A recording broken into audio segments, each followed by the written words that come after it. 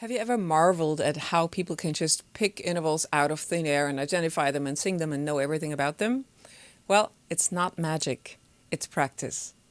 In this video, we're going to dive deeper into the ear training practice behind mastering intervals.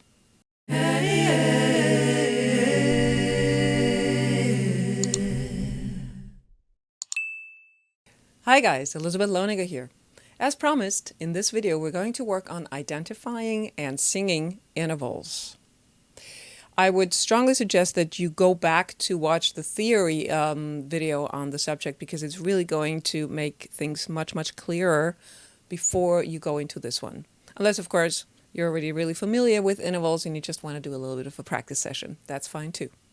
All right, let's get to it. I'm going to show you 3 steps on how you can practice singing and identifying intervals by yourself or with a partner. One rule of thumb that I have found very helpful is don't try to practice everything at once. Group certain intervals together. For instance, let's say do only perfect intervals ascending within the major scale, or do only minor intervals descending, something like that. Or you can also just play with major third versus minor third. Step 1, sing back what you hear. So I will play an interval and then I want you to just sing it back to me, okay?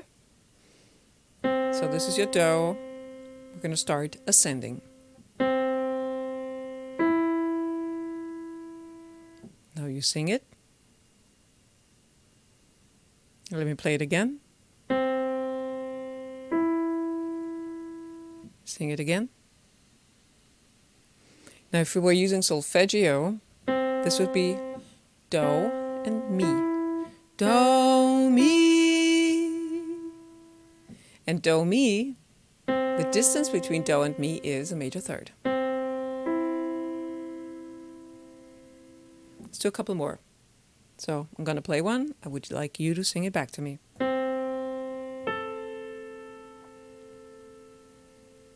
You sing it.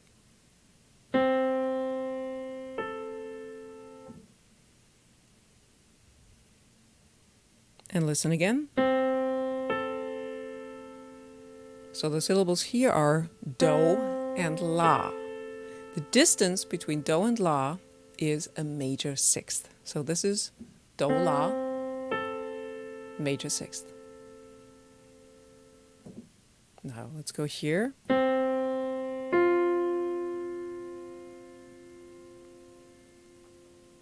Sing it. I'll play it again.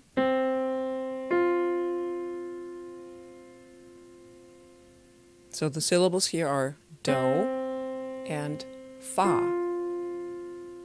The distance between Do and Fa ascending is a perfect fourth. Now the next step would be that you can sing or play the major scale up until you hear the pitch that I just played. You can also count up while you're singing it.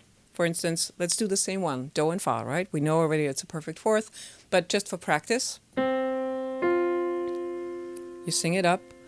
Do, Re, Mi, Fa. Oh yeah, that's the same one, right? Do, Fa.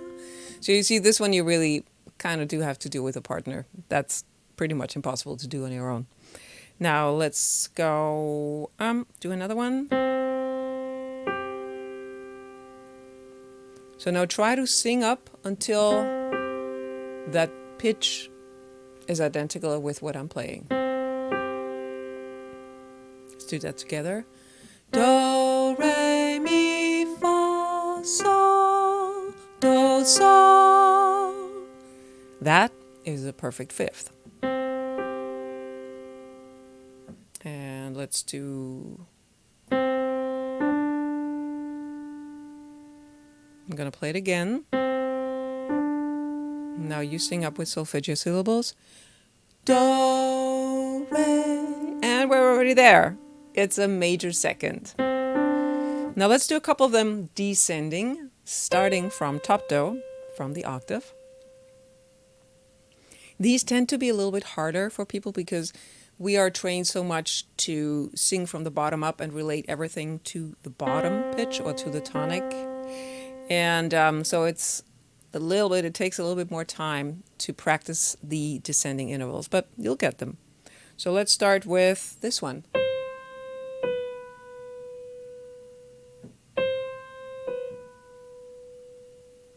So now you would have to sing the scale backwards, obviously, to get to the pitch that I'm playing. In this case, it's Do, Ti. We're already there. Do, Ti. Do, Ti. Right? The distance between Do and Ti is a minor second. Now let's go.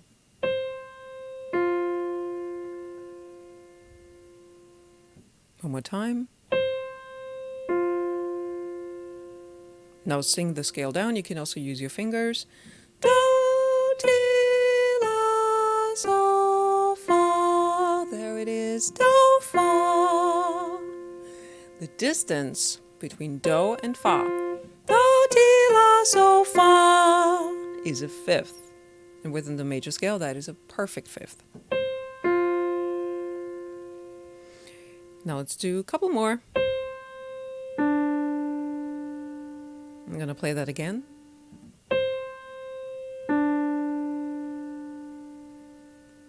Now let's sing it back together. Do, ti, la, sol, fa, mi, re. I ran out of fingers here. But you can do it with two hands. I only have one hand left. Do, ti, la, sol, fa, mi, re. 7. Descending, that is a minor 7.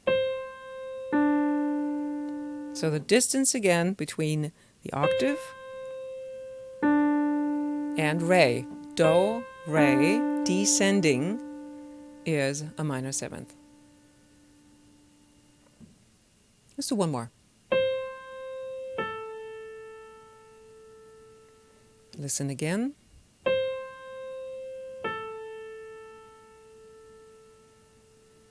Now let's sing it backwards. Do, ti, la, and we're already there. Do, la, do, ti, la. 3, whereas the Americans go 3. And that is descending a minor third. From do to la, descending is a minor third.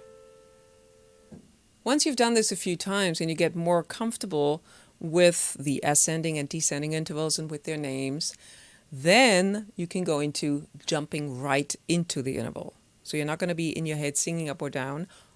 Or maybe, at the beginning, sing in your head, but don't sing out loud. And sing in your head and count, but don't do it out loud. And then add another step and try to hit the interval without actually singing it in your head and counting. So I'm going to leave it up to you. If you want to sing in your head and count with your fingers, you can do that. Or if you want to try to, jump right in and identify the interval, you can do that as well. So we're going to stick with C or do. And I'm going to start again with ascending intervals. So just as a reminder, ascending intervals from do, from the root, up, are always going to be either major or perfect. Descending intervals from the top octave, top do, down, are going to be minor or perfect. Okay? So here we go. Ascending. First interval.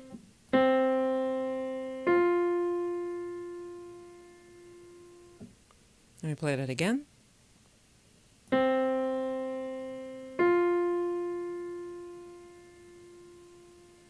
Now you could count or jump right in.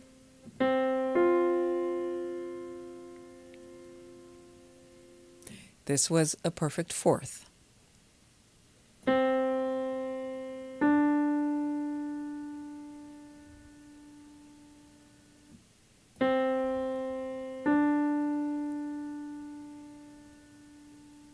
One more time.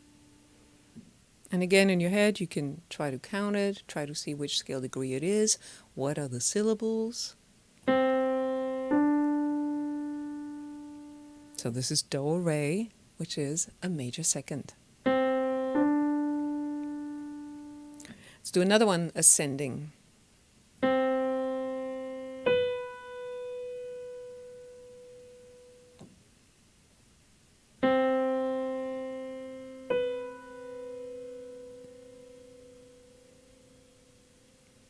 Count it up.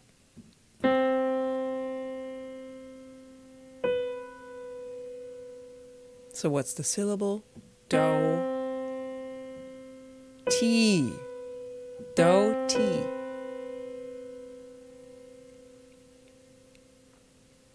Do, ti, the distance between do and ti is a major seventh. Okay, so now let's try a couple of them descending. Staying within the octave here in C major, from middle C to C5. Here we go, descending.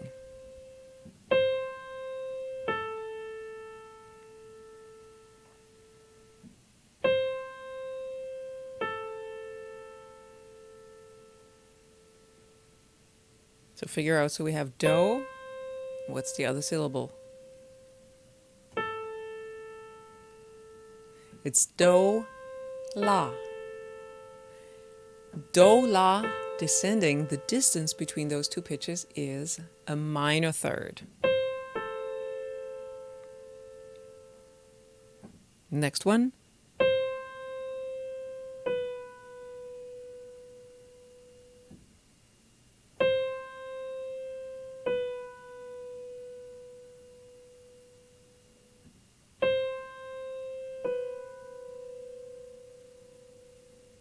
So we have do, what's the next syllable? Ti, do, ti, and the distance between do and ti, as we've already mentioned, is a minor second. And let's do one more.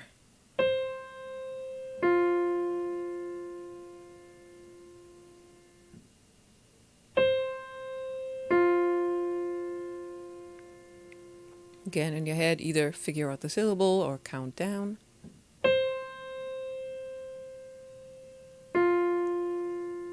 So this is do, fa, do, fa.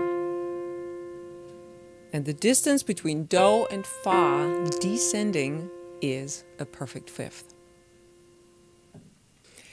Here's a pro tip for you.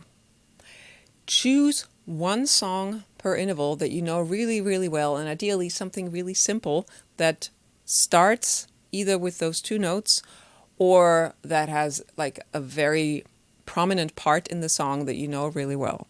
For instance, major second going up, happy birthday. Right? Or major third, oh when the saints. When the saints, and so on. But I really want to encourage you to choose one song per interval, ascending and descending, as a mnemonic device. It'll help you remember the sound of that interval. And the more you do that and the more specific you are with your song, and the more simple that song is, and the better you know that song, the more helpful this is going to be. Thank you so much for watching. If you enjoyed this video, please subscribe to our channel. And also head on over to vocalmusician.org for a free video on my favorite vocal warm-ups. I'll post a direct link in the comment section as well. See you next time.